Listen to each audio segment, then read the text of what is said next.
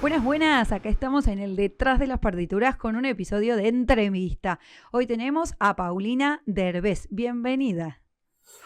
Muchísimas gracias, Ayelen, por la invitación. Todo un gusto y un honor. Igualmente, bueno, quisiera que iniciemos con esta pregunta inaugural que hacemos en todos los episodios y que nos cuentes dónde estás y quién es Paulina Derbez. Muy bien. Por lo pronto estoy aquí en Toronto, Canadá, pero yo soy de la Ciudad de México, soy violinista, pedagoga y autora del libro El músico consciente de Conscious Musician y mi nuevo libro The Invisible Force of Music. Soy también presidenta de la Red Mexicana de Conservatorios Saludables. Sí, que nos atrae bastante este tema. Básicamente es el punto de encuentro, ¿no? Así que Sí, quisiera que nos cuentes justamente cómo es que surge esta conexión con la red saludable de conservatorios del Reino Unido. claro. Bueno, lo que pasa es que cuando inició la pandemia, ¿no? La famosa pandemia, me uní a Healthy Conservatoires, a sus webinars, ¿no?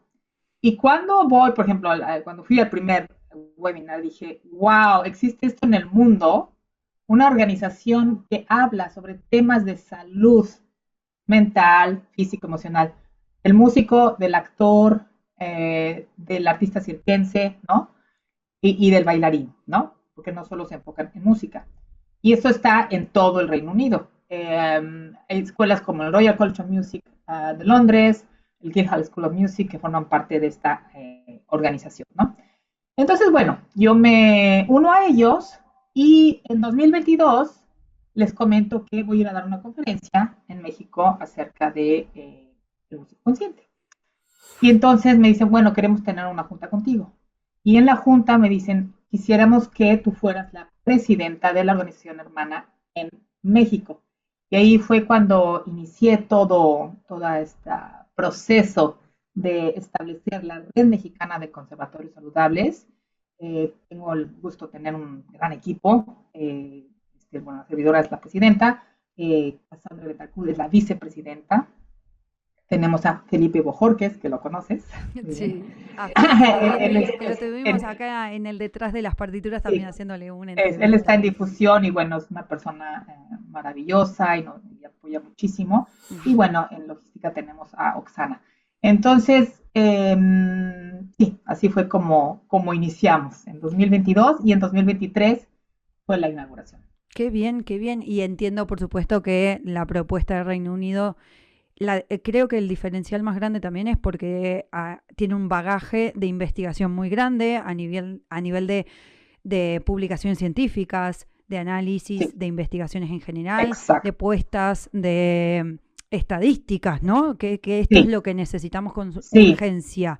tienen, Eh, tienen, tienen, tienen todo eso. También tienen un simposio, bueno, el doctor Aaron Williamson es presidente del Healthy Conservatoires, pero también es uno de los organizadores de a ver, ISP, International Symposium for Performance Science, Ujú. con el cual tuve el gusto, el honor en 2023 de ser parte del comité científico. Y bueno, siendo parte del comité científico me di cuenta de todo lo que se está haciendo a nivel mundial, porque tuve que leer varias propuestas, ¿no? Que en inglés dicen papers, ¿no? Tenía que Sí, que leerlos. esa es una cosa importante. Está todo en inglés. Y el trabajo por ahí Sí, que yo hago con la colega Gabriela Conti es buscar que esté en español. Entonces, exacto. está espectacular todo esto, pero a veces queda muy lejano para las personas que no son Para las personas de bilingües, hablar, claro. porque, claro, necesitas un bilingüismo de alto nivel o por lo menos dominar en muy alto grado el inglés, el idioma, para poder entenderlo. Exacto. Sí, sí, sí. Pero sí, mi punto es que es fascinante ver lo que se está haciendo Sí, a nivel mundial en ese sentido. Entonces, una inspiración más, obviamente, para la red mexicana de conservatorios saludables. absolutamente. Quisiera que nos cuentes un poquito, Paulina, sobre este rol que desempeñas como directora en la Red Mexicana de Conservatorios Saludables y cómo es que se va dando la función, primero de tu rol como directora y la función de esta red. Claro que sí. Bueno, ha sido un proceso maravilloso que requiere obviamente mucho amor, mucho compromiso con Mm. la comunidad artística, no solo de México, sino también de Latinoamérica, porque también existe la misma red en Brasil, con los cuales hemos hecho cosas juntos, ¿no? Y lo hermoso de todo esto es que, bueno, varias instituciones ya forman parte de la red, varias instituciones de México que forman parte de la red. Como directora, bueno, el rol es comunicarme con los directivos de las diferentes instituciones de México, invitándolos obviamente a los eventos que tenemos. Tenemos también el gusto que nos apoyan en difundir estas actividades. Algunos de ellos han también como establecido cosas de salud, ¿no? Inspirados en la red, porque es lo que quiere la red, ¿no? La Sí. red es como inspirar a las instituciones a establecer estos campos de salud tan necesarios, Ayelen, pero tan Sí. necesarios porque, bueno, luego hablaremos del músico consciente porque yo lo viví en carne propia, Mm. ¿no? Entonces, y lo he vivido como artista, como violinista y como docente, pero ya hablaremos más tarde de esto. Entonces, es hermoso porque, bueno, tienes esta comunicación, ¿no? Con los directivos, y y el apoyo, ¿no? El apoyo desde las instituciones, ¿no? Entonces, de hecho, el próximo año, por ahora, bueno, todo ha sido en línea, pero el próximo año, a modo de celebración de nuestro ya quinto encuentro nacional, va a ser presencial en dos de las instituciones más emblemáticas del país, lo cual estamos, bueno, muy felices Sí, sí. que esto va a dar otra dimensión también a la misma, ¿no? Absolutamente, porque es necesario. Dentro del proceso de investigación que hicimos, muchos mexicanos participaron y hay unas problemáticas que asustan ahí en Mm. México y la verdad es que me pareció alarmante algunos casos y celebro que esta red mexicana esté dando estos pasos porque evidentemente son necesarios. La magia de las mariposas. Un cuento simple, práctico y didáctico para abordar el miedo escénico en las primeras infancias. La magia de las mariposas, por Ayelen Correa. Disponible en Amazon.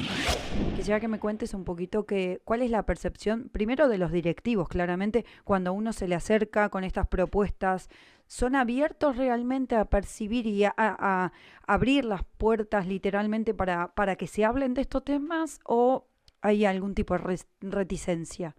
Con los que tenemos relación, muy bien, ¿no?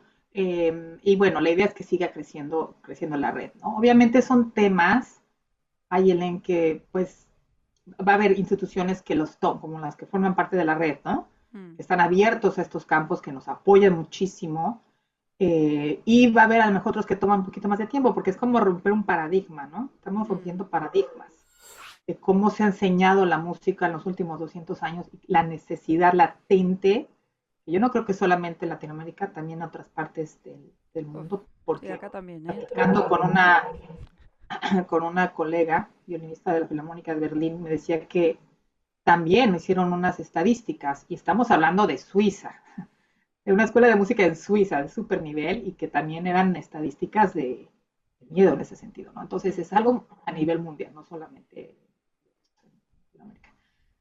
Pero a lo que voy es que sí hemos tenido buena recepción, ¿no? Y bueno, digo, ahora sí que, como se dice, para poner un botón, tener el apoyo, el apoyo maravilloso de estas dos instituciones emblemáticas del país, ¿no? Sí, bueno, celebrarlo entonces, Sí. porque es importante. Y quisiera que, ya que estamos hablando un poquito de Suiza, de Alemania, de un lado, del otro, entiendo que tenés contacto con músicos de varias partes del mundo y quisiera que desde tu expertise y tu experiencia nos cuentes cuáles son las problemáticas que se repiten y las que más observas. Mm.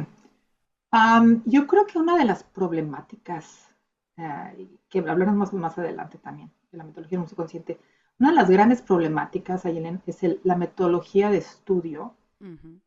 del día a día. Ahí es porque, y tú, bueno, acabas de sacar un libro maravilloso, ¿no? Esta cuestión de la ansiedad escénica y cómo vivir el escenario de una forma diferente. Ya hace, sí, claro, una percepción de la escena, pero también ya hace nuestra relación diaria, cotidiana con el instrumento. Y no solo una relación física, sino una relación emocional, una relación mental. Entonces, ahí es donde creo que es similar, ¿no? En varios, es el método de estudio. Y uno de las, por ejemplo, voy a poner un ejemplo, ¿no? Cuando algo no me sale, lo repito y lo repito hasta el cansancio, ¿no? ¿Y qué pasa cuando repito? Si repites sin sentido, pues ¿qué pasa? El cuerpo se empieza a tensar, te empiezas a frustrar, ¿no? Y no llegamos a ningún lado, ¿no? Entonces, esta es como algo porque, lo menciono porque es muy interesante cuando estuve en este simposio de Performance Science, en una de las ponencias, un maestro justamente habló de esto, de este ejemplo, en una universidad de Estados Unidos. Y decía que estaba escuchando estudiar a un alumno, ¿no? No recuerdo bien el instrumento. Y que casi tenía ganas de ir a tocar, porque Sí. nada más escuchaba cómo repetía sin sentido, ¿no? Entonces, metodología de estudio, otra es percepción de la escena, los docentes, si tú vas a ser maestro, ¿no? Yo hice la maestría en pedagogía musical con la Escuela Superior de Música de Barcelona, y por el compromiso que tiene uno, ¿no? Por los alumnos, o sea, me tengo que enriquecer yo para poder dar herramientas más específicas, más fortalecidas.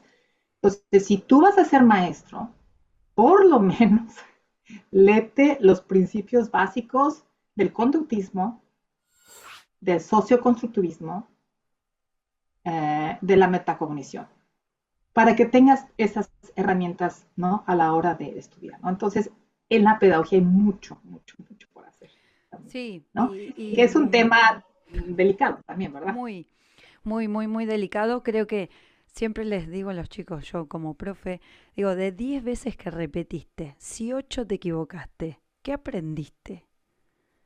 Y la mayoría dice, nada. No, ojalá hubiese sido nada. Aprendiste el error. Entonces, mira qué simple, tan sencillo de poder decir esto en la clase. Ordena el estudio en casa. Pero para poder decir esto tan sencillo, tengo que ser primero pedagogo. Porque si voy solamente a mostrar qué es lo que tiene que tocar el otro, eso no es enseñar. ¿Viste? Este es el eterno problema y la parte más sensible. Porque yo creo que, y ahora te invito a que lo debatamos, ¿cómo es que se lo toman los profes al momento en que le decís, che, capaz que tenés que revisar la pedagogía con la que enseñás? ¿Qué pasa ahí? ¿Te ha pasado algo que recuerdes alguna discusión, algún Sí, sí, intercambio de pensamientos? sí, no, lo he vivido, porque hace el año pasado que di mi curso en consciente, ¿no? Hay profesores que, claro, dicen, ve y toma el curso, te va a ayudar mucho, ¿no? Mm. Y hay otros que van a decir, no, o sea, sí, solamente conmigo vas a aprender, ¿no? Lo cual, eh, sí, o sea, sí hay como puede haber, digamos, resistencia, ¿no? Obviamente, porque estás llegando con alguien, le estás diciendo, bueno, revisa pedagogía, está funcionando, no está funcionando, ¿no? Y creo también en la medida, y esto es en la medida de la pasión que tengas. Pues si uno como maestro lo hace porque puede ser diferentes motivos, ¿no? Eh, Desde porque, bueno, le gusta mucho o también una cuestión porque lo tiene que hacer, pero es muy importante como maestro decir, tengo esta pasión por enseñar y por ver transformar a los músicos, que es lo que a mí me encanta, o sea, transformarlos, guiarlos, ¿no? Porque son ellos los que se transforman. Nosotros como maestros somos unas guías, ¿no? Entonces, si llega un alumno y dice, oye, está este curso, ve a tomar ese curso, o sea, entre más te enriquezcas, más vas a enriquecer tu mente y todo eso, ¿no? Entonces, hay maestros que sí pueden estar abiertos a todas estas nuevas formas de enseñar, o por lo menos a, digamos, enriquecerse psicopedagógicamente, y hay otros que, bueno, va a haber un poco más de resistencia. Claro, totalmente. Esto es la vocación del ser docente, ¿no? Uno lo hace porque realmente es vocacional y otro porque no le queda otra. Mira que como más corto imposible. O sea, tan triste y Exacto. tan real. Mm. Fíjate que antes de que sigamos, que mencionaste la palabra error. Mm. Y esa es otra cosa que creo que es a nivel global. Y de hecho hay un libro, parece que se llama Pozo, ¿Cómo se llama? Pozo, del Pozo, creo. Bueno, que escribió un libro donde el error es una de las temáticas principales. Es un pedagogo muy importante en España. Y el miedo al error, ¿no? Porque dices, bueno, ¿por qué en el jazz? ¿Por qué en el blues? ¿Por qué en otras áreas? ¿Qué importa? El error se convierte en una parte, ¿no?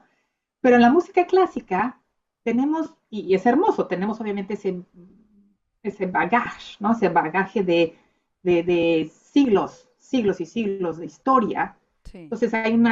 Hay un respeto y una solemnidad, pero también hay un miedo al error, que no sé desde cuándo, desde qué siglo se empezó quizás desde el positivismo, ¿no? Puede ser desde el positivismo, cuando empezaron los métodos de técnica, ¿no? Los métodos, porque en el barroco no había, ¿no? Ya en la época clásica empezaron, ¿no?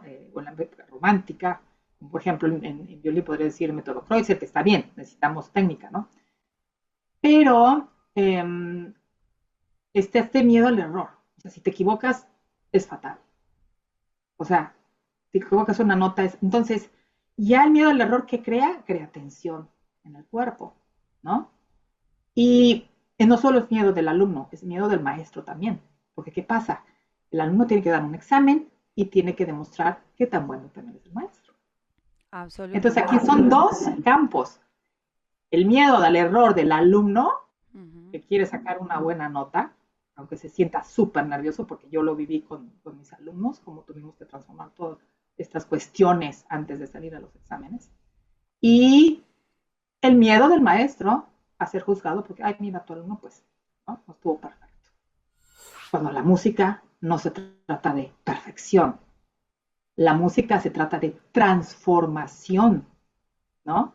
Entonces, eso es un punto, bueno, pues yo creo que podemos toda No, la entrevista se muy podría ir bien. ahí, pero Está muy bien. Y lo que me parece que nos cuesta también es entender que el estudiante también tiene una voz portante como futuro artista y quizás tiene algo que decir. Quizás no, tiene algo que decir a través de esa música y me parece interesante que el maestro sea un puente para poder darle las herramientas necesarias para que la interpretación que tenga en esa obra sea con un mensaje artístico propio y no ajeno y que todos estos rum internos, tanto del profe de mi estudiante me va a demostrar el nivel que yo le he otorgado o el estudiante tener un miedo tremendo de que si lo va a aprobar o no. exacto. Y ahí estamos hablando de conductismo o socioconstructivismo. Conductismo, tú ves al estudiante como un banco de información, tú le vas a enseñar, bueno, esta frase tienes que hacer esto, esto y esto, ¿no? Sin tomar en cuenta sus capacidades intelectuales, capacidades emocionales, capacidades físicas, capacidades creativas. Que la creatividad es otro punto muy, muy importante, ¿no? Sí. Por ejemplo, a mis alumnos los invito siempre a improvisar, que necesitamos desarrollar la creatividad. Entonces, está el maestro que va a decir, esto salió mal, tienes que hacer esto, ¿no? Conductismo puro. No está mal, a veces tenemos que usar el conductismo Skinner, está bien, pero tú tienes que ver al alumno como lo hace el socioconstructivismo, le das parte del conocimiento, y hay una rama que me encanta, que es el aprendizaje por descubrimiento de Jerome Brunner, ¿no? Todas las, ¿cómo se llama? En cuestión de neurociencia, todas las conexiones neuronales, ¿no? Y entonces, ¿qué pasa? Va a tener la capacidad de reflexionar en casa y de encontrar soluciones. Un ejemplo, por ejemplo, a los alumnos siempre que tocan, les digo, antes de decir nada, obviamente cuando tocan hago notas, antes de decir nada les digo, ¿qué te gustó mucho? Porque ya ¿qué te gustó mucho? Y al principio les cuesta, ¿eh? Porque tienen la manía de, ¡ay, no! ¡Qué horrible! Dije, no, ¿qué te gustó mucho? No importa el ritmo, el sonido, algo que te haya gustado mucho. Cuando tú vas a ¿qué te gustó mucho? ¿Qué estamos creando? Una emoción de confianza. En esa emoción de confianza yo estoy segregando endorfinas. Entonces va a ser muchísimo más fácil corregir lo que tenga que corregir. Sos músico clásico y cada vez que escuchás la palabra concierto, un escalofrío te atraviesa en todo el cuerpo. No voy a ser capaz, no estoy a la altura. ¿Qué dirán de mí? Son algunos de esos pensamientos que aparecen una y otra vez en tu mente. Quiero decirte que he creado un audio training gratuito para ayudarte con los síntomas de tu propio miedo escénico. Haz clic en el enlace y libera todo tu potencial. ¿No? Porque le digo, ni ese error es parte del proceso. Entonces les digo, ¿qué te gustó mucho? ¿Qué quieres mejorar? Jamás digo, ay, pues que te equivocaste aquí y allá, ¿no? Pedagogía tradicional, ¿no? Digo, a veces hay que usarla, pero aquí tú le estás guiando al alumno a ser su mejor maestro. Absolutamente. Yo no, o sea, que sí existen los grandes maestros, por supuesto, pero al final del día, Ayelen, tú eres tu mejor maestro, porque pasas 24 horas con el instrumento. Yo voy a pasar 1 hora contigo, ¿no? Entonces, es muy importante en este sentido saber qué herramienta o qué principio psicopedagógico voy a usar en este momento que sé que le va a ayudar. Pero una cosa muy, muy importante es que ellos descubran. Y obviamente los guías, ¿no? Si es, bueno, vamos, creo que es por aquí o por allá, pero ellos están empezando a hacer todo, ¿no? ¿Por qué lo necesito?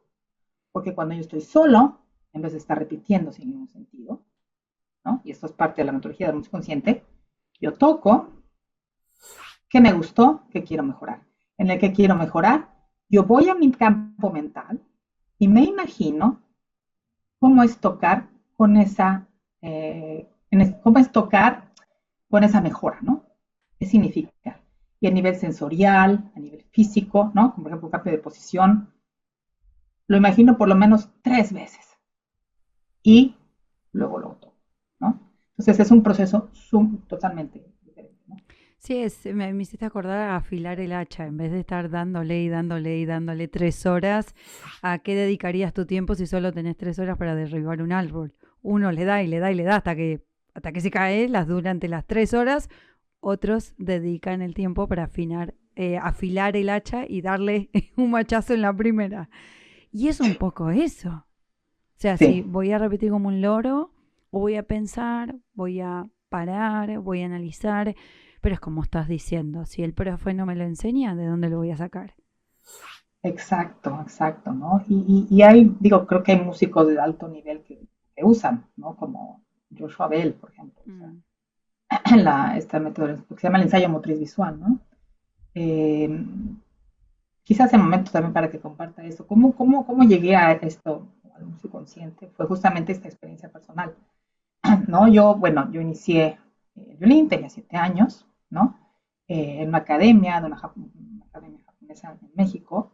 Y bueno, tuve la fortuna de que, ¿no? Grandes escenarios desde chiquita, 2 giras a Japón, toqué como solista en Japón, en México también toqué como solista con las orquestas de Guanajuato. Y bueno, enamorada del instrumento, ¿no? Yo me enamoré del instrumento desde el principio. Me eché creo que los 5 libros de Suzuki en un año, ¿no? Este, apasionada, ¿no? Estudiaba 10 horas diarias, 10 horas. Repítele, 10 horas diarias, ¿no? Y me voy, bueno, y decido en un momento dado seguir mis estudios en Suiza. ¿Qué pasa cuando llego a Suiza?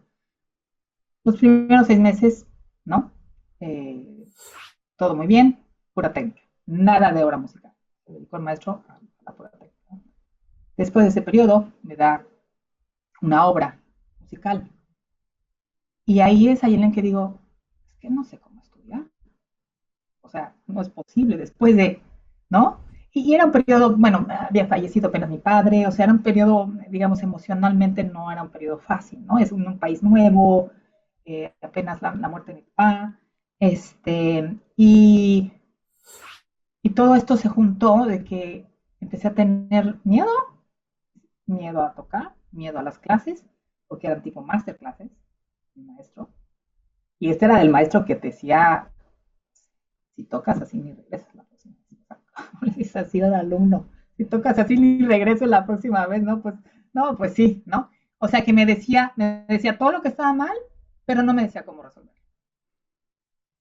Toda la parte técnica, perfecto, pero cuando se vino la parte realmente pedagógica, ahí no, ¿no? Entonces, pues tuve que dejar de tocar el violín, una cuestión de tensión, ¿A qué por edad 2 meses. dejaste?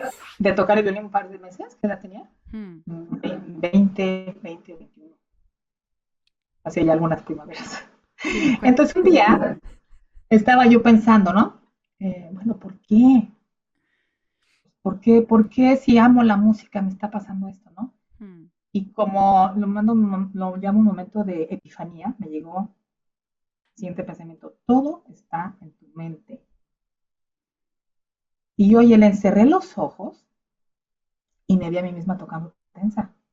Dije, wow. Como todo el mundo me estaba diciendo, Paulina, ¿estás tensa cuando tocas?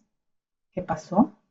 Yo lo creí, pero peor aún, es subconsciente. O sea que mi subconsciente, ¿no? Yo estaba viviendo con esa frase, Paulina es tensa cuando toca, ¿no? O Paulina es tal, porque te hacían sentir como, ¿no? Y yo estaba viviendo con eso todos los días, hasta que me di cuenta, que es aquí donde tengo que cambiar. Tengo que cambiar la imagen de mí misma como violinista, como artista, ¿no? Entonces digamos que esto es la semilla de lo que es el músico consciente.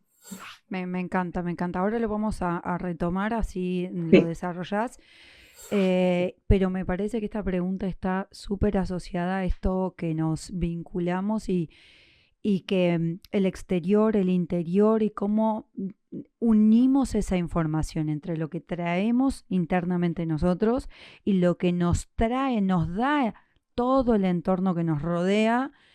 Y quiero que me digas por qué crees que el músico no se atiende ni prioriza a sí mismo, sino que hace todos los esfuerzos posibles por darle atención a lo externo, al que dirán, al comentario, a la observación y toda esa rumiación que tanto daña.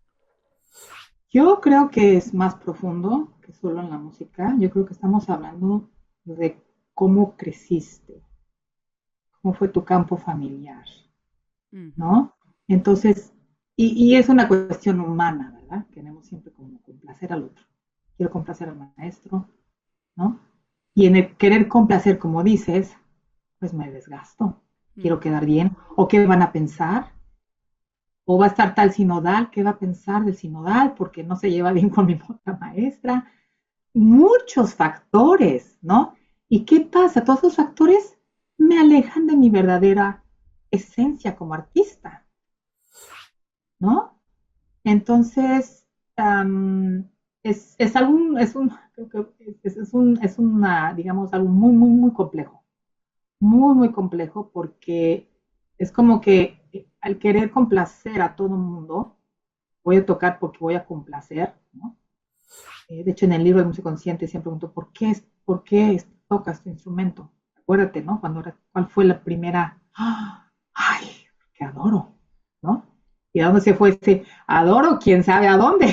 Porque empezó, ¿no? Empezaste a estudiar y todos los retos y en este querer complacer, pues te desgastas y, y, y lo que va a pasar es un desgaste emocional y un mm, desgaste físico.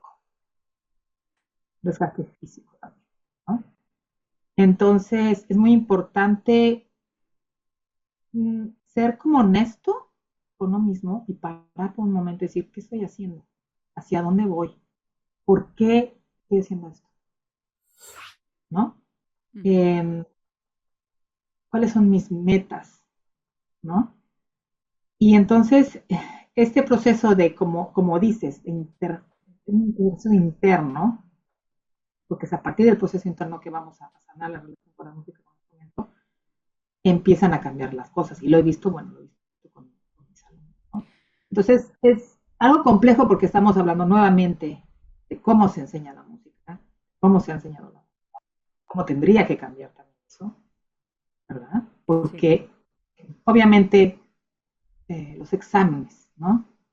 Cuando la mayoría de tu vida profesional jamás vas a estar en un ambiente así, a menos que estés audicionando para orquestas, ¿no?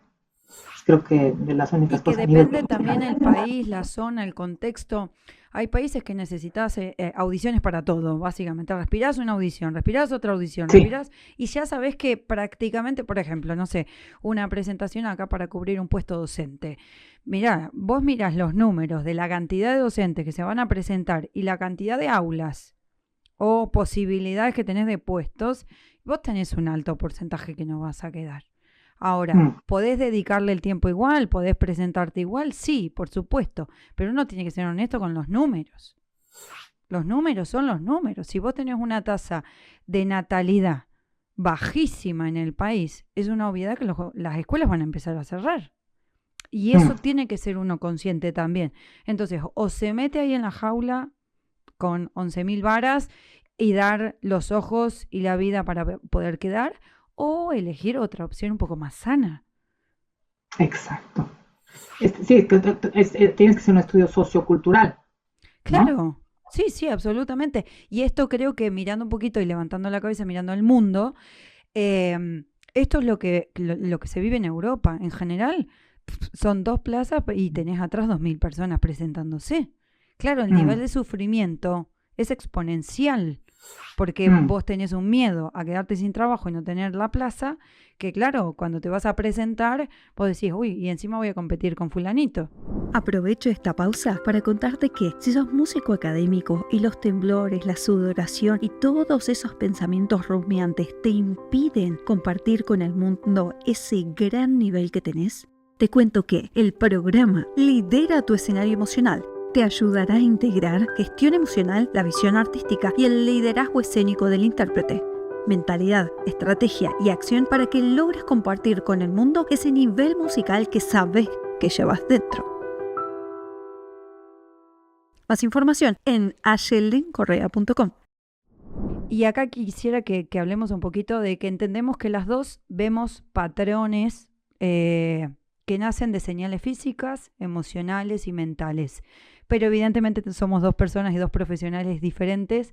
Quisiera que nos cuentes vos cómo abordás el displacer escénico, cómo lo llevas desde tu perspectiva y cómo acompañás a los músicos que trabajan con vos. Sí, justo he tenido la oportunidad de trabajar con estudiantes de grado superior, que ha sido fascinante trabajar con ellos. Lo primero que hacemos es abordar justamente cómo abordas el estudio a nivel mental, ¿no? Ujú. Cómo solucionas retos. Porque eso va a cambiar tu relación, va a ir cambiando tu relación con la música, ¿no? Entonces, por ejemplo, el programa de Musiconsciente es 5 módulos. El primero es la metacognición y trabajamos cómo utilizar, por ejemplo, el ensayo motriz visual, lo que se llama el mapa sonoro, muy importante. ¿Por qué el mapa sonoro es importante? Porque yo tengo que tener claro en mi mente qué es lo que voy a querer escuchar. O sea, una imagen sonora de la obra, porque ese va a ser mi mapa para llegar a donde quiero llegar, ¿no? ¿Y qué pasa? Entonces, el ensayo motriz visual lo que entra es cuando, por ejemplo, hay un reto, en vez de repetir como lo mencioné antes, ¿no? Lo soluciono a nivel mental, ¿no? Entonces, estamos utilizando eso. Hay otro elemento también que se llama el fraseo, Mm. que es algo que me da cuenta mucho, y el problema es que tocan frases sin saber qué quieren de la frase, ¿no? Entonces, le llamo lo que es el fraseo científico. Tienes que saber exactamente cómo va a funcionar esa frase, cuál va a ser la nota principal, dónde vas a respirar, dónde vas a hacer las transiciones. O sea, digamos, una cuestión científica también, ¿no? Entonces, entre más claros tengas todo, menos problemas vas a tener en el escenario, porque tienes muy claro tu discurso musical. Y lo veo la diferencia con los que hacen realmente un raseo científico claro y contundente. El siguiente módulo es la parte emocional. Las emociones son importantísimas. Me acuerdo que mi maestro me decía, tienes que ser más expresiva cuando tocas, ¿no? ¿Expresiva qué? Melancólica, triste, alegre, ¿y cómo lo logro? ¿No? Y yo, gracias a que he tenido justamente en Suiza, tuve el contacto con teatro, empecé a desarrollar otra perspectiva, ¿no? Entonces a los alumnos les digo, es muy importante saber qué emoción quieres emanar y expresarla. ¿Y cómo la vas a expresar? Con diferentes herramientas, como imágenes de la naturaleza, por ejemplo, o con elementos teatrales, ¿no? El siguiente, el corporal, obviamente muy importante, ¿no? Trabajamos el cuerpo muchísimo con ejercicios específicos, ¿no? Tenemos que alinear el cuerpo antes de ir con el instrumento, tenemos que tonificar el cuerpo antes de ir con el instrumento. Y muy importante también esta relación corpórea con la música, que es lo que yo llamo, el mapa sonoro coreográfico. ¿Qué es el mapa sonoro coreográfico? Yo tengo la idea de la frase en mi mente y permito que mi cuerpo moldee esa frase. Entonces voy a interiorizarla de mejor manera. La siguiente es la escena, ¿no? Cambiar toda nuestra percepción con la escena, todo el paradigma de la escena, cambiamos todo el sistema de creencias. Yo siempre les digo, ustedes se tienen que ver como personajes sonoros en acción. No salgas como, no sé, Enrique. Sal como el personaje de tu obra. Entonces hacemos muchísimo trabajo escénico, muchísimo trabajo corporal escénico, y cómo abordar la escena. Obviamente podemos utilizar el ensayo motriz visual, pero también es muy importante tener la oportunidad, si tienes algún evento escénico, ir ahí y moverte en el espacio, ¿no? Lo hice con una alumna y fue maravilloso. Tuvo su titulación en la Escuela Nacional de Música el año pasado, y lo que hice justo antes de su recital, y la empecé, le dije, camina en todo el escenario y decreta cómo quieres tocar, ¿no? Eso le dio una sensación de poder. Utilizamos otros aspectos teatrales también y fue hermoso, ¿no? Entonces, ¿cómo vivir la escena como músico de una forma actoral? Escribirte como un actor o una actriz sonora en escena. Y el quinto es la creatividad, donde trabajamos con interdisciplina. Muy importante la interdisciplina, ya sea con danza, con teatro, ¿no? Que desarrolles esta creatividad escénica, y de hecho tienen que ser un proyecto escénico, y me encanta, ¿no? O sea, algunos de mis alumnos actuaban en el proyecto escénico, actuaban antes de tocar, y lo amplifica de una manera potencial, ¿no? Entonces, esto es muy importante. Mi cambio de percepción de la escena, o sea, no nada más llegar y tocar en un cierto punto, sino que yo voy a salir a la escena. También utilizamos lo que es la inteligencia del corazón, porque soy certificada con HeartMath Institute, que trabaja sobre la inteligencia del corazón, y cómo al conectar yo realmente con técnicas como la respiración congruente del corazón, voy a conectar conmigo y voy a conectar con el público. Y juntos vamos a crear algo. Entonces ahí ya se quita todo el cuchismuchis de la escena, ¿no? Porque estamos aquí para crear, para transformar, ¿no? Entonces digo, modo muy, muy grosso es lo que trabajo con. Espectacular. Así que los detrás de las partituras, si están en México o en Toronto, bienvenido será que puedan contactarla a Paulina para vivir esa experiencia del músico consciente. Y para los que quizás por ahí no están un poquito más cerca, pero pueden acceder a tu libro, que me gustaría que nos cuentes de qué se trata y en qué idiomas está, porque si no entendí mal, ¿está solo en inglés o está en español también? Sí, el músico consciente, que es el libro que se editó ya hace más de 10 años, más de 10 años, 13 años creo. Me parece que todavía está disponible en versión electrónica. El nuevo, The Invisible Force of Music, Tap into Your Mind and Heart Potential for Performance Music, La Fuerza Invisible de la Música, está en inglés. Por ahora, pero bueno, la idea es que próximamente salga en español. Y realmente, bueno, el libro habla de toda la metodología del músico consciente. En una primera parte, que es la parte teórica, la segunda parte es la parte práctica, y una tercera parte es solamente sobre la inteligencia del corazón dentro de la escena y cómo esto puede cambiar un concierto, ¿no? Entonces, digamos, esto es lo que a modo grosso es la fuerza invisible de la música. ¿Y además de salvaguardar tu método, me imagino que por eso deviene el libro, quisiera preguntarte cuál fue como el objetivo primario al momento de hacer esta nueva propuesta editorial? em, fue que en 2015 yo empecé a trabajar con estudiantes de grado superior y me di cuenta del potencial que tenía la metodología con estudiantes de grado superior. Entonces empecé a trabajar con ellos, ver resultados y en la pandemia digo, bueno, creo que es momento para hacer una nueva edición del libro. Y para eso yo ya había hecho la maestría con la Escuela Superior de Música de Barcelona y bueno, otros formaciones. Y el mano a mano que estaba escribiendo el libro pensaba, no, este es un nuevo libro, ¿no? Y entonces, bueno, digamos que fue la necesidad de actualizar todo esto en base al trabajo con estudiantes de grado superior. Perfecto, espectacular. ¿Actualmente está disponible en plataformas digitales o solo en Sí, físico? no, está en, ¿cómo se llama? Impreso, está en digital impreso en todas las plataformas. Ok, o sea, en Amazon lo consiguen también. Sí, Quiero decir, está en Amazon. perfecto, perfecto, lo vamos Tanto impreso como digital. Y bueno, tengo el gusto que acaba de ganar un premio libro hace poco. Cuéntanos, ¿el premio en? Pues me acabo de acordar el nombre del premio, Book Impact Awards de Estados ¿Cómo, Unidos. cómo? Repetilo. En Book Impact Awards Ajá. de Estados Unidos como el mejor libro en la categoría de música. Qué bien. Bueno, lo celebramos y bueno, con gusto esto que lo puedan adquirir en estas plataformas que mencionas.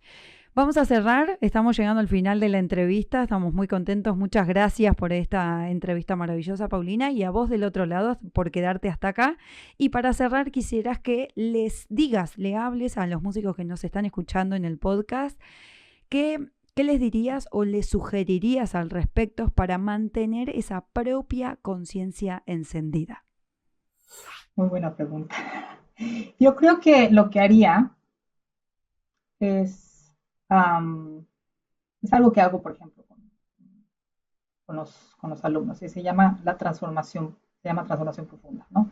Entonces yo lo que podría proponer cuando necesitas esa como volver a encender esa chispa, por así decirlo, para volverte a conectar con la música, pueden ser varias cosas, ¿no?